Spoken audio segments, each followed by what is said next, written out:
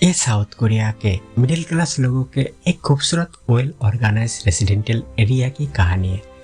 बिल्कुल पास में समुंदर है। शाम के बाद समुद्र किनारे लोगों का अच्छा खासा जमावट लगता है।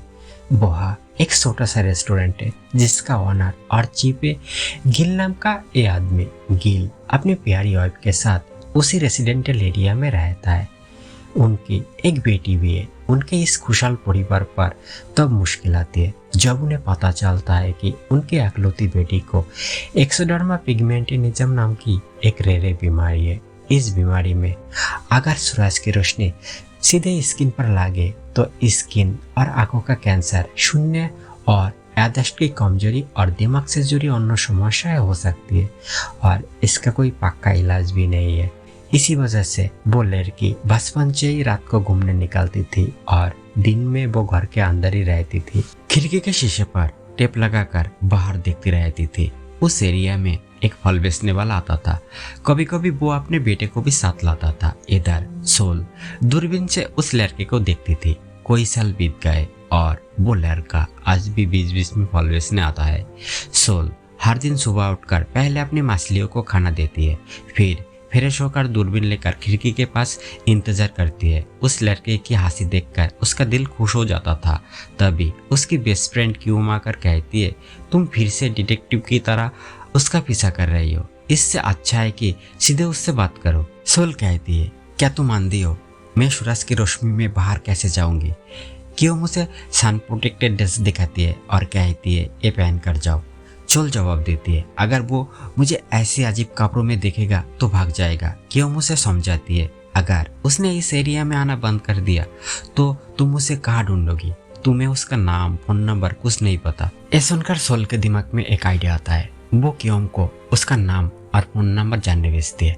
क्यों लौट कर आती है और कहती है, उस लड़के ने मुझे पसंद किया है। उसने मुझे मेरा फेवरेट फ्रूट के बारे में पूछा और एक फ्री में दिया, लेकिन मैं उसका नाम और फोन नंबर पूछना भूल गई। इसके बाद वो दोनों नीचे आते हैं। सोल देखता है कि उसकी माँ ने ढेर सारे फल खरीद लाए। जब वो इतने सारे फल खरीदने का रीजन पूछती है तो उसकी माँ भी क्यों की तरह ही कहती है, फल बेचने वाले लड़का ने मुझे एक फल फ्री में दिया, इसीलिए खुश होकर मैंने इतने सारे खरीद लिया। ये सुनकर सोल क्यों से कहती है, वो लड़का अच्छा है, इसीलिए उसने सबकी तरह तुम्हें भी फ्री में दिया था और तुम समझ बैठी कि वो तुम्हें पसंद करता है। उसके बाद रात के वक्त सोल के पापा मिस्टर गिल ड्रिंक करके घर आता है। अपनी बेटी के डर से वो चुपके से रूम में घुसने की कोशिश करती है, लेकिन पकड़े जाते हैं। सोल उनके सामने अल्कोहल चेकिंग मशीन रखती है और फूंक मारने को कहती है। जब वो पकड़े जाते हैं तो उन्हें जुर्माना के तौर पर पैसा देने पड़ती है। गिल पैसा बड़ा कर देते हैं और कहता है कि आज उसे गाना सुनाना होगा। फिर सोल गिटार लेकर बैठ जाती है। जब वो अपना गाना गाती है तो उसके पापा रो पड़ती है। वो कहता है, तुम्हारे गाने और ज्यादा लोगों तक पहुंचना चाहिए, तुम एक बहुत ही अच्छे सिंगर बन सकती हो। सोल कहती है, पहले से ही इतने सारे सिंगर है, उन्हें छोड़कर मेरा गाना कौन सुनेगा? अगले दिन सुबह वो खिड़की के पास खड़ी होकर फल बेचने वाले लड़का का इंतजार करती है। वो लड़का उस दिन नहीं आता। उसके अगले दिन भी वो कोई दिखाई नहीं देता। उसके तीसरे दिन ट्रक की आवाज सुनकर वो दौड़ती है और देखता है कि वो एक डिलीवरी ट्रक था। ऐसे ही कोई दिन बीत जाते हैं।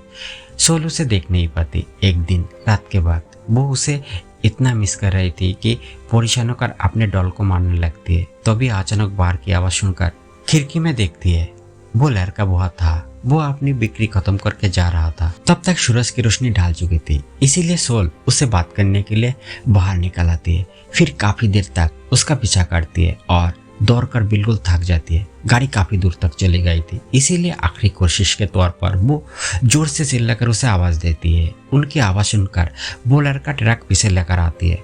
लड़का देखता है कि वो जूतों के बिना ही दौड़ कर आ गई है। वो पसीने से हांफी हुई, बहुत थकी हुई थी। वो पूछती है, आप ठीक है? सोल कहती है, मुझे कुछ एप्पल चाहिए।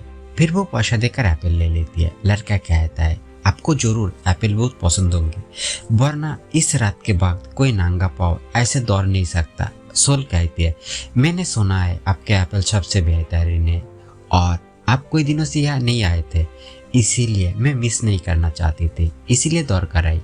वो कहता है, कल से मैं फिर से सुबह ही आऊँगा। सोल पूछती है, मैं सुबह काम पर होती हूँ, क्या आप सूर्यास्त के बाद आ सकते हैं? लड़का कहता है मुझे दूसरे काम भी करने होते हैं, इसीलिए मैं श्योर नहीं कह सकता। ये सुनकर सोल बहुत दुखी हो जाती है। लड़का गाड़ी में बैठता है और देखता है कि वो उदास गाड़ी है। ये देखकर वो गाड़ी से उतर आता है। वो उसे अपना कार्ड देकर कहता है जब जरूरत हो तो कॉल करना, मैं फल लेकर आ जाऊंगा। कार्ड मिलने पर सोल खुशी से लगभग रो पड़ने के हालत में आ जाती है। अगले दिन क्यों कहती है यकीन नहीं होता, तुमने सच में उससे बात की और नंबर भी ले लिया। सोल बहुत खुशी से सारे लाकर हाँ कहती है।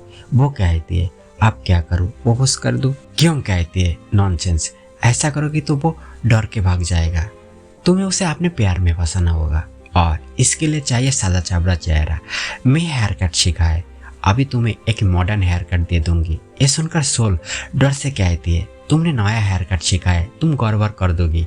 लेकिन क्यों उसकी कोई बात नहीं सुनती और जबरदस्ती बाल काटना शुरू कर देती है। एक जगह पर आकर उसे रियलाइज होता है कि हेयर कट बहुत बुरा हुआ है। वो सोल से कहती है तुम्हारा हेयर कट कंप्लीट हो गया, 1 से 3 तक गिनना, फिर आंखें खुल्ला। और इसी बीच वो भाग जाती है। वो सोल की माँ से कहती है मैं कुछ दिन नहीं आऊँगा। और इधर सोल जब आंखें खुलती है तो देखता है कि उसकी बालों की धारियां उड़ चुकी है। वो बहुत गुस्से में रो पड़ती है। उस रात सोल ने जैसे तैसे अपने बालों को ठीक किया और फल बेचने वालों का इंतजार कर रही थी। जब वो आया तो सोल को फल देकर बोला आपका फोन आया और मैं जल्दी से आ गया। जब वो जाने लगा तो सोल ने उसे रोका और कहा आप बहुत ही मेहनत करते हैं, ये आपके लिए है। जून ने शुक्रिया कहा और ड्रिंक पी ली। फिर वो पूछता है आपको मुझसे ही फल क्यों लेना है, बाजार में भी तो मिलते हैं। सोल को समझ नहीं आया कि वो क्या कहे। वो थोड़ा रोक कर कहती है मैंने सुना है कि आप लोग खुद उगाते हैं, बिल्कुल ऑर्गेनिक है। जून बोला ये बिल्कुल भी हमारे नहीं है, हम इन्हें बाजार से खरीदते हैं। सोल झट से संभालते हुए कहते इससे कोई फर्क नहीं पड़ता, आपके फल ज्यादा ताजे होते हैं। पीछे से क्यों चुप कर उन्हें देख रही थी। वो कहती है सोल का कॉन्फिडेंस देखकर मुझे प्राउड हो रहा है। सोल जून से पूछता है कभी कभी आपकी गाड़ी लेकर कोई और आता है। जून बोला वो मेरा पापा है, फल बेचना मेरा पेशा नहीं है, मैं सिर्फ उनकी मदद करता हूँ। सोल हैरान होकर पूछता है तो फिर आप क्या करते हैं? जून बोलता है मेरा चेहरा देखकर गेस करो। सोल बहुत सोचने के बाद कहती है जरूर आप कोई स्पोर्ट्समैन होंगे। जून बोला गलत, अच्छे से बताइए। और वो एक अजीब से एक्सप्रेशन देता है। सोल उसे ध्यान से देखती है। देखकर लगता है कि आप चोर या पॉकेट मारे। ये सुनकर जून गुस्सा हो जाता है। फिर वो कहता है अब मैं आपका पेशा गेस करूंगा। सोल खुश हो जाती है। जून कहता है पहले हाथ देखने होंगे। हाथ देखकर काफी कुछ पता चलता है। जब जून सोल का हाथ देखने की कोशिश कर रहा होता है तो सोल के पापा गिल उसे देख लेते हैं और उसे मारने के लिए आगे बढ़ते हैं। तभी क्योम उन्हें पकड़ लेती है। उधर जून सोल की उंगलियां देखती है और कहता है आप गिटार प्ले कर सकती है। और उस दिन आपने जोर से चिल्लाकर ट्रैक रुकाया था, इसका मतलब आप एक सिंगर और गिटारिस्ट है। सोल हैरान होकर कहता है आपने बिल्कुल ठीक कहा, लेकिन अभी मैं प्रोफेशनल नहीं बन पाई हूँ, कोशिश कर रही हूँ। जून को सिंगर के नाम लेता है और बताता है कि उनके गाने उसे बहुत पसंद है। सोल बताता है कि वो भी उसी तरह का गाना गाती है। ये सुनकर जून बहुत इंटरेस्ट हो जाती है और कहता है अभी तक हमारे परिचय नहीं हुआ, मेरा नाम जून है। अगले दिन क्यों सोल के घर आती है और देखता है कि सोल कैंची लेकर खड़ी है। सोल कहती है हमारे कुछ हिसाब बाकी है। फिर दिखाया जाता कि सोल ने क्योम के बाल बहुत बुरी तरह से काट दिया है। इसके बाद वो क्योम को बताता है कि पिछले रात जून के साथ क्या क्या बात हुई। सब सुनकर क्योम कहता है आप सेकंड स्टेप है, उसे गाना सुनाकर अपने प्यार में डाल लो। आज रात गिटार लेके पार्क में इंतजार करना, उसे कॉल करके कहना कि पार्क में फल लेकर आए, फिर मौका देखकर उसे गाना सुना देना। सोल क्योम की बात मानती है और प्लान करती है। जून फल लेकर पार्क में आ जाता है। वो पूछता है आप यहाँ क्या कर रही है? सोल कहते हैं अगर आप चाहे तो थोड़ा आराम कर सकते हैं। ये सुनकर जून बैठ जाता है और सोल कुछ बोले बिना ही बुरे तरीका से गिटार बजाकर गाना गाना शुरू कर देती है। जून उसे रोकता है और कहता है मैं आपका लिखा हुआ गाना सुनना चाहता हूँ। सोल एक्टिंग करते हुए कहता है मैंने तो बिल्कुल भी एक्सपेक्ट नहीं किया था कि मैं आपको गाना सुनाऊंगी। उसके बाद वो एक खूबसूरत गाना गाती है। जून उसके गाने के धुन में खो जाती है। उसे शांत देखकर सोल पूछती है बहुत बुरा था है ना? जून कहता है इतना अच्छा था कि मैं कोई खो गया था आप सच में टैलेंटेड है, मैं एक और सुनना चाहता हूँ। सोल कहता है, मैं मुश्किल से गाऊंगी और आप सिर्फ सुनते रहेंगे, ये थोड़ा सेल्फिश है। जून बोला, अच्छा तो मैं आपको परसों शाम को एक ट्रीट दूंगा। सोल कहता है, उस दिन मैं थोड़ी बिजी रहूंगी, लेकिन मैं समय पर पहुंच जाऊंगी। अगले दिन क्यों कहती है, मुझे लगता है कि वो लड़का एक प्ले बॉय है, वरना सीधे सीधे कैसे कह दिया कि तुम्हें डेट पर ले जाएंगे। खैर तुम तो यही चाहती थी, आप फर्स्ट किस के लिए रेडी हो जाओ।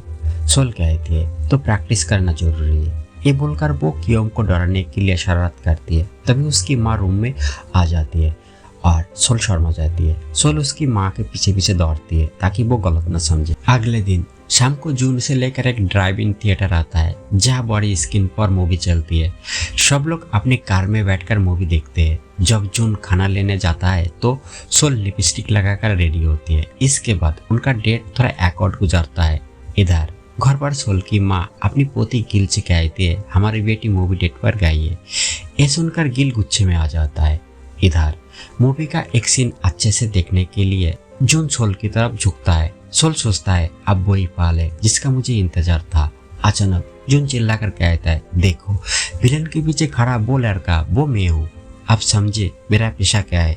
वापस आते हुए जून कहता है, तुम फ्यूचर सिंगर और मैं एक्टर बनूंगा। सोचो अगर हमारी दोस्ती बनी रहे और 10-15 साल बाद हम सेलिब्रिटी बन जाए तो न्यूज मीडिया में हमारे बारे में कितने बातें होंगी। ये सुनकर सोल का दिल बैठ जाता है। उसे नहीं पता था कि उसकी बीमारी उसे उतने दिन तक जिंदा रहने देगी या नहीं। वो कहता है, भविष्य अनिश्चित है, मैं वर्तमान के बारे में सोचता हूँ। जून कहता है, सोल कॉन्फिडेंस रखो, तुम जरूर सिंगर बन सकती हो।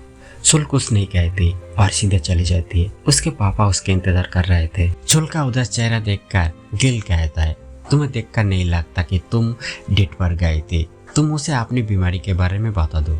अगले दिन जून सोच रहा था कि उसने क्या कह दिया कि सोल बिना कुछ बोले ही चली गई। तभी सोल उसे टेक्स्ट करके बताता है कि वो शाम को मिलेगी।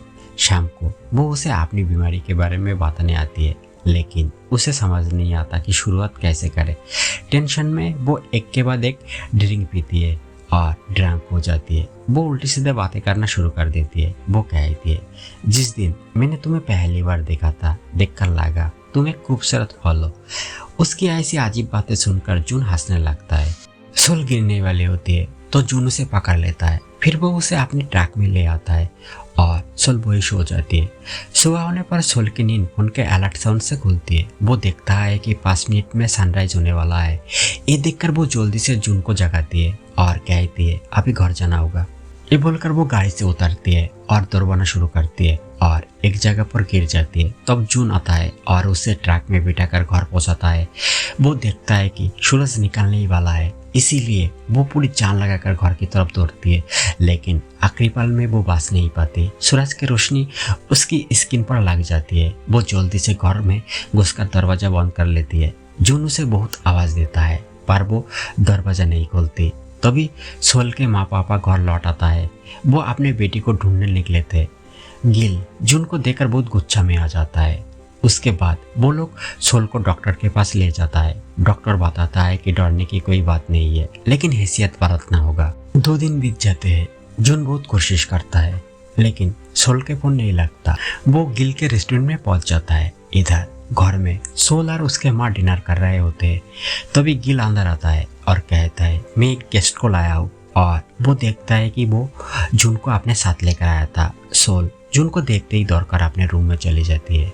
क्यों आकर बताता है कि उसने दरवाजा बंद कर लिया है, इसीलिए जून अलविदा लेकर जाने लगता है। तभी सोल रूम से बाहर निकल आती है और कहती है, रुको मैं भी चलूंगी।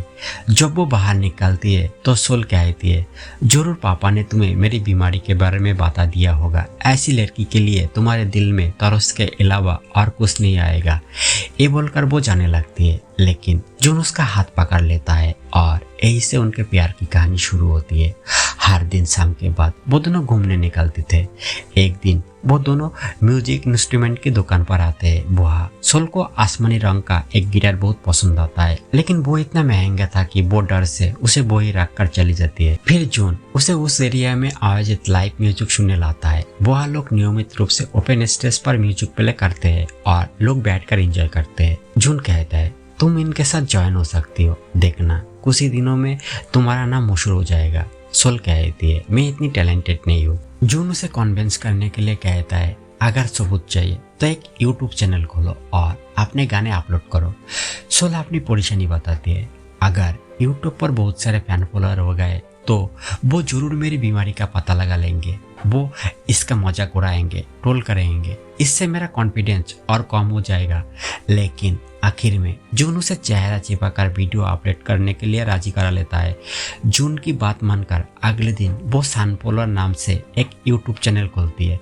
फिर वो चेहरा छिपाकर गाने रिकॉर्ड करके अपलोड कर देती है। ऐसे ही कोई गाने अपलोड हो जाता है। एक दिन जून उसे दिखाता है कि उसके एक वीडियो पर कोई 1000 व्यूज और 80 कमेंट आए। सब लोग उसके गाने की तारीफ कर रहे थे क्योंकि गाने उसके खुद के लिखे और सुर किए हुए थे। इतने व्यूज और पॉजिटिव कमेंट देखकर उनकी खुशी का ठिकाना नहीं रहा। इसके बाद से वो नियमित रूप से वीडियोस अपलोड करती जाती है। धीरे धीरे उसके गाने पॉपुलर होने लगते हैं। उसके पापा चुपके से कमेंट करता है ये एक्स्ट्रा ऑर्डिनरी टैलेंट जरूर तुम्हारे पापा से मिला होगा। उस कमेंट पर उसकी माँ रिप्लाई करती है उन्होंने लिखा था कि ऐसा टैलेंट उसकी माँ से मिला है। देखते ही देखते उनके 1 लाख सब्सक्राइबर हो जाता है। सोल केक काट कर सेलिब्रेट करता है। सोल कहते हैं इसका पूरा क्रेडिट तुम्हारा है, अगर तुम ना होते तो ये कभी मुमकिन नहीं होता। तब जून उसे एक गिटार गिफ्ट करता है। जब सोल उसे खोलती है तो देखता है कि वो वही महंगी गिटार है जो उसने पसंद किया था। वो पूछती है इतने पैसे कहाँ से मिले। जून बोलता है भूलो मत, मैं एक एक्टर हूँ और इस एरिया का टॉप फ्रूट सेलर भी। इसके बाद सोल उसे अपना लिखा हुआ नया गाना सुनाती है। गाना खत्म होने के बाद सोल देखता है कि जून उसके लिए फायरवर्क्स का इंतजाम किया है। वो हैरान होकर उस नज़ारे का मजा लेती है। अगले दिन सुबह सोल उठकर कमेंट चेक करती है। अचानक उसकी नजर एक कमेंट पर पड़ती है। उसने लिखा था मैं जानता हूँ कि ये सनपोलर कौन है। ये देखकर सोल डर जाती है। वो उसके ग्रुप में जाकर देखता है कि किसी ने स्क्रीनशॉट लेकर उसके पीछे के मंदिर को मार्क किया है और कहा है ये जगह मेरे इलाका की है। और वीडियो में ये भी दिखाता है कि नीले रंग की खिड़कियां हमेशा बंद रहती है, यानी ये नीले खिड़कियां वाला सफेद 2 मंजिला है और इस घर की लड़की की एक रेडिकुलस बीमारी है। वो दिन में बाहर नहीं जा सकती। उसकी हालत कुछ वैम्पायर जैसा है जो सिर्फ रात में निकलते हैं। ये सब कमेंट पढ़कर वो हैरान रह जाती है। उसके माँ बाप भी ये सब देखते हैं। वो अपनी बेटी के दिल की हालत समझते हैं। इसके बाद सोल चुपचाप बाहर निकल आती है। जून उसे माफी मांगता है, कहता है अगर मैं चैनल खोलने को नहीं कहता तो ये सब नहीं होता। सोल डिसाइड करता है कि अब वो और वीडियो अपलोड नहीं करेगी। ऐसे ही कोई दिन बीत जाते हैं। एक दिन उसे किसी का मेल आता है। देखती है एक लड़की कह रही है कि उसे भी एक्सपी सिंड्रोम है। उसने सोचा था कि इस बीमारी के साथ वो कभी कुछ नहीं कर पाएगी, लेकिन सोल के गाने और सक्सेस सुनकर उसे बहुत कॉन्फिडेंस मिला है। ये वीडियो देखकर सोल तुरंत यूट्यूब लगाती है। वहाँ वो अपनी जिंदगी की पूरी कहानी सबके साथ शेयर करती है। इससे ऑडियंस के बीच वो और ज़्यादा पॉपुलर हो जाती है और सबको इनवाइट करता है कि आज शाम को उसके इलाके के ओपन प्ले म्यूजिक शो में वो गाना गाने जाएगी। शाम के वक्त वो वहाँ पहुँचती है। सोल को पहले डर था कि यहाँ गाना गाने का मौका मिलेगा या नहीं, लेकिन देखा जाता है कि वहाँ शो करने वाले लोग सोल को देखकर बहुत एक्साइट हो जाते हैं और बताता है कि वो सोल की डायट फैन है। इसके बाद वो गाना गाना शुरू करती है। कुछ ही देर में उसके कोई सब्सक्राइबर भी वह गाना सुनने के लिए आ जाता है। उनका सपोर्ट मिलने पर वो और ज़्यादा इंस्पायर होती है। फिर एक दिन वो अपना लिखा हुआ नया गाना रियाज कर रही होती है। गिटार प्ले करते वक्त उसकी उंगलियां ठीक से काम नहीं करती है। वो कियोम को कुछ महसूस नहीं होने देती और वॉशरूम चली जाती है। वो बहुत कोशिश करती है लेकिन अपनी उंगलियों को ठीक से मोड़ नहीं पाती। वो डॉक्टर के पास जाती है। डॉक्टर बताता है कि उसकी बीमारी की वजह से उसका दिमाग खराब हो रहा है। धीरे धीरे उसका ब्रेन काम करना बंद कर देगी। ब्रेन की कर्म क्षमता कम होने पर पहले पैरालिसिस हो जाएगी और आखिर में उसकी मृत्यु हो जाएगी। ये सुनकर वो घर आकर बहुत रोती है। वो किसी से बात नहीं करती है। उधर जून कॉल करता है तो देखता है कि उसकी फोन स्विच ऑफ है। इसीलिए वो सोल की माँ के नंबर पर कॉल करके उसकी बीमारी की हालत जान पाती है। ये सुनते ही वो गाड़ी घुमाकर सोल के घर की तरफ रवाना होता है। सोल खिड़की से देखता है कि दोपहर के नरम धूप में बच्चे बाहर खेल रहा है। ये देखकर वो रो पड़ती है। इतनी छोटी छोटी चीजें भी वो कभी एंजॉय नहीं कर पाई। इन्हीं ख्यालों में डूबकर वो खुद को नुकसान पहुंचाने के लिए खिड़की का गिलास हटा देती है। जैसे ही सूरज की रोशनी उसे छूने वाली होती है, जून बुआ पहुंच जाता है और उसे जल्दी से कपड़े में लपेट लेते हैं। तब सोल उसे बताता है कि वो अब ज्यादा दिन जिंदा नहीं रहेगी। ये सुनकर जून पूरी तरह टूट जाता है और रोने लगती है। सोल उसका चेहरा साफ करते हुए कहती है, आके पूछ लो, तुम तो मुझसे भी ज्यादा टूट गए हो। रात के डिनर के बाद गिल देखता है कि सबका मन उदास है, इसीलिए वो सबको खाना परसते हैं और माहौल हल्का करने के लिए बातें करता है। वो जून से पूछता है, तुम्हारे एक्टिंग करियर का क्या खबर है। जून बताता है कि आज रात उसकी एक टीवी सीरीज रिलीज होने वाली है। सब लोग मिलकर सीरीज देखने बैठ जाती है। काफी देर तक जून स्क्रीन पर नहीं आता। दरअसल वो एक साइड कैरेक्टर था जिसे सिर्फ 2-3 मिनट का स्क्रीन टाइम मिला था। जैसे ही उसका स्क्रीन आने वाला होता है, वो बहाना बनाता है कि उसका मोबाइल शोल्ड के रूम में रह गया है। वो दरअसल बहुत से भाग रहा था क्योंकि वो अपनी बुरी एक्टिंग खुद नहीं देख सकता था। सीरीज में वो एक शाही माहौल का गुलाम था। चोरी के जुर्म में उसे पकड़ कर लाया जाता है और कहा जाता है चोरी का माल अभी वापस करो, लेकिन वो कहता है बड़ी मेहनत से चोरी की है, किसी भी कीमत पर वापस नहीं दूंगा। ये सुनकर उसे बुरी में बंद करके पूरी तरह से पीटा जाता है। ये फानी स्किन देखकर गिल और उसकी पत्नी हंसते हंसते रो देता है। गिल कहता है, इतनी घाटिया एक्टिंग मैंने जिंदगी में नहीं देखी, तुमसे ऐसी एक्टिंग तो मैं कर लूंगा। जून कहता है, मैं एक्शन हीरो हूँ, और डायरेक्टर कहता है मुझ पर जोकर का रोल ज्यादा जचता है। ये सुनकर सोल खिलखिल कर हंस पड़ती है। बाद में जब वो दोनों घूमने निकलते हैं तो जून बताता है कि उसकी बुरी एक्टिंग की वजह से लोग उसे ट्रोल करते हैं और मीम्स बनाता है, फिर भी वो हार नहीं मानी। सोल कहते हैं, बचपन में मेरे लिए पापा ने गिटार लाया था, तब से म्यूजिक ही मेरी जिंदगी है। पापा का सपना था मैं सिंगर बनूं। मैंने फैसला किया है कि तुम्हारी तरह हार नहीं मानूंगी और अपना गाना पूरा करूंगी। सोल उस एरिया के बैंड से मिलती है। उनकी मदद से वो एक पूरा गाना बनाकर रिलीज करने का प्लान करती है, लेकिन जून को पता चलता है कि स्टूडियो रिकॉर्डिंग के लिए बहुत पैसा चाहिए जो उनके पास नहीं है। फिर जून उसे अपने पहचान के एक मीडिया स्टूडियो में ले जाता है। वह सोल का गाना रिकॉर्ड होता है। बेटी का सपना पूरा होते देखकर उसके माँ पापा जून को शुक्रिया अदा करते हैं। कुछ दिन बाद दिखाया जाता है कि सोल की हालत धीरे धीरे बिगड़ती जा रही है। उसके माँ पापा कहता है हमेशा स्वेटर पहनकर रहना। तब सोल उन्हें 2 टिकट देती है और कहती है, इस सर्दी में आप दोनों घूमने जाएंगे, ये मेरी कमाई से आपके लिए छोटा सा तोहफा है। उसकी माँ रोती हुई कहती है, मैं कहीं नहीं जाना चाहती। सोल समझाती है, बचपन से आप दोनों ने सूरज के रोशनी से मुझे बचाया है। इतने सालों तक मुझे संभालने के बदले आप ये टिकट डिजर्व करते हैं। ये सुनकर वो दोनों बहुत इमोशनल हो जाता है। इसके बाद वो कियोम को एक professional hair cutting set gift करती है क्योंकि कियोम जल्दी हेयर ड्रेसर का एग्जाम देने वाली थी। कियोम खुशी से अपने बेस्ट फ्रेंड को गले लगा लेती है। उसके बाद सोल वो सन प्रोटेक्टेड ड्रेस पहनकर जून के साथ बाहर घूमने निकलती है। वो कहती है, मेरा एक सपना था कि मैं दिन के वक्त तुम्हारे साथ बाहर घूमूं, आज वो पूरा हो गया। मेरी एक ख्वाहिश है, तुम अपना ख्याल रखना और बहुत बड़े एक्टर बनना। जून उसे प्रॉमिस करता है कि वो पूरी कोशिश करेगा। फिर वह सोल के कुछ फैन मिलते हैं। वो उनके साथ फोटोज खिंचवाती है और एक बहुत अच्छा वक्त बिताती है। कुछ महीने बाद सोल की हालत इतनी बिगड़ जाती है कि उसे लाइफ सपोर्ट पर रखना पड़ता है। एक दिन डॉक्टर साहब कह देता है कि अब उसके ठीक होने की कोई गुंजाइश ही नहीं है। बेहतर होगा कि लाइफ सपोर्ट हटाकर उसे हमेशा के लिए सुकून दे दिया जाए। उसका परिवार गहरे दिल से डॉक्टर की बात मान लेती है, लेकिन सब जून का इंतजार कर रहे थे जो अभी तक नहीं आया था। तो भी कियोम कहती है, कल सोल ने कहा था कि आज जून की लाइफ का सबसे बड़ा ऑडिशन है, हम उसे परेशान ना करें। ये सुनकर उसकी माँ अपनी बेटी के सर पर हाथ फेरते हुए कहती है, ये लड़की सबके बारे में कितनी सोचती है, शुक्रिया मेरी बेटी बनकर इस दुनिया में आने के लिए। उस वक्त जून एक फिल्म के लीड कैरेक्टर के लिए ऑडिशन दे रहा था। डायरेक्टर उसे एक रोने वाला स्किन करने को कहता है। जैसे ही जून सोल की बीमारी और उसकी हालत के बारे में सोचता है, उसकी आंखों से अपने आप आंसू बहने लगता है। उसका दर्द इतना सच्चा था कि वो तुरंत सिलेक्ट हो जाता है। ऑडिशन खत्म होते ही वो बिना देरी के टैक्सी पकड़ते हैं और हॉस्पिटल की तरफ लेता है। टैक्सी के रेडियो पर वो सुनता है कि इस साल के सबसे 2 पॉपुलर गानों में से एक सोल के गाया हुआ आखिरी गाना है।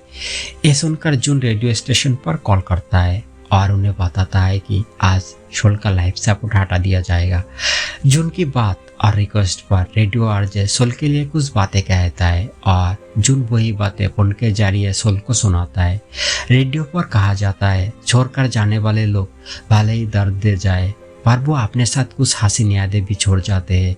सोल, जो गाने तुमने हमारे लिए छोड़ा है वो हमारे दिल में हमेशा जिंदा रहेंगे। इसके बाद आरजे कहता है आप पे ले किया जाएगा इस साल के सबसे पॉपुलर गाना जिसे ऑडियंस के वोट पर चुना है। जैसे ही सोल का गाना बजता है सोल की बंद आंखों से आंसू निकल कर गालों पर गिरते हैं। वो सब सुन रही थी। उसकी थोड़ी देर बाद सोल इस दुनिया को अलविदा कह देती है। कुछ वक्त बीत जाते हैं। सोल के माँ पापा धीरे धीरे खुद को संभाल रहे थे। कियोम अब एक प्रोफेशनल हेयर ड्रेसर बन गई है। सोल ने जो गिफ्ट दिया था उसकी वजह से उसकी एग्जाम बहुत अच्छा गया। ये सोचते ही उसकी आंखों में आंसू आ जाते हैं। और उधर जून की शूटिंग शुरू हो चुकी है। वो एक बड़ा स्टार बन गया है पर उसके दिमाग और पूरे दिल में सिर्फ सोल बसी है। सोल के वो गिटार आज भी उसकी खिड़की के पास वैसे ही साजे हुए हैं जैसे सोल उन्हें छोड़कर गई थी।